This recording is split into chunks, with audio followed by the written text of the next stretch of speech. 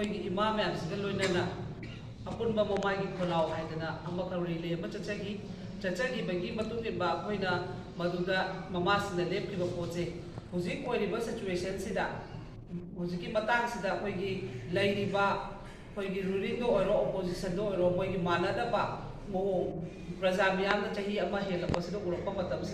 mama ma'am सूमायन तौर लेरगदी centre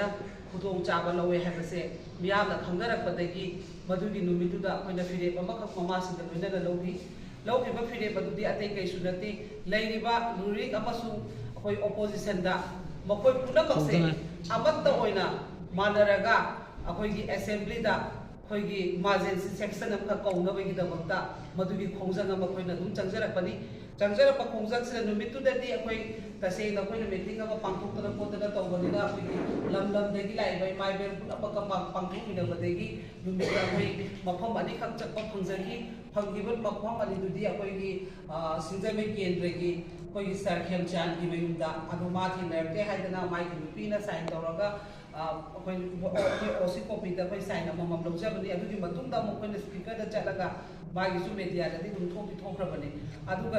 next Monday अतई अतई मिनिस्टर MLA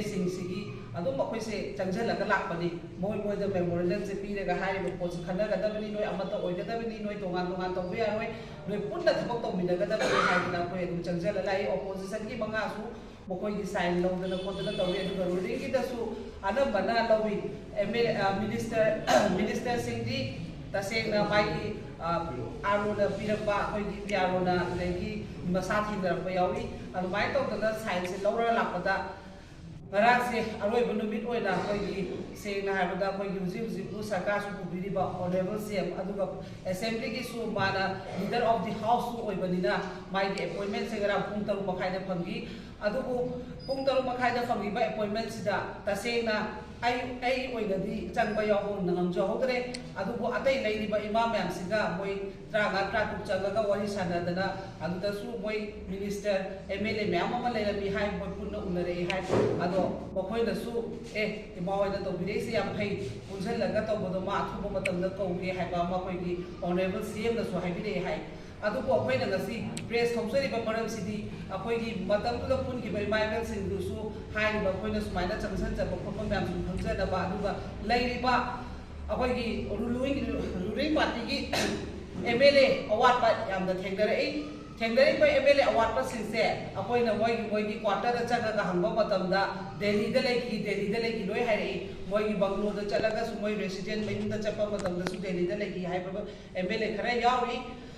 अदुना मरम ओइरगा अखोइ गसी इमासिंग मीटिंग तौरिसे अतै केगी नते लेगिबा दिल्ली लेगिबा MLA सिंदो होय नाबा येकपा यावबदुना यावबा ओइरे मखोइगी तसेंगना सोशल मीडिया दि खंगदे मोइगी असेंबा रिपोर्ट तुबा पीबा नाबगी तबक्ता लेबनी हाइबगी मोइ रिपोर्ट पीबीबा नतदना चाही लान तौप उदब MLA मैम मधु पुनमसु अखोना नुमी हुमनी पीजगनी नुमी हुमनी दिल्ली पुनमसु थोपीरो थोमीनरगा कांगूसीगा पुन्ना असेंबली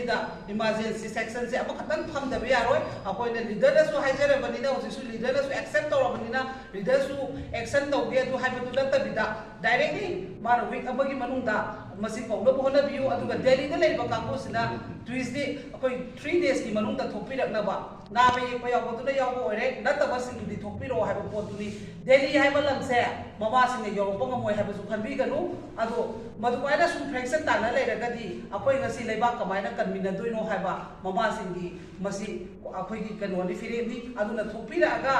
करीनो तौबा याबा प्रजाना करी पांसलोगे ममासिंगना कइरोगे लेरिबा 50 ना कइरोगे हाइबसे पुन्ना तानाबिनबा मतम ओइरे अदुना मरम ओइरगा अमुक हदसु हाइजरिसिनी दिल्ली लेरिबा MLA मंत्री तुना थोपीरो नुमी हुमदिगी मनुंदा नागिना नागरे अदो मसी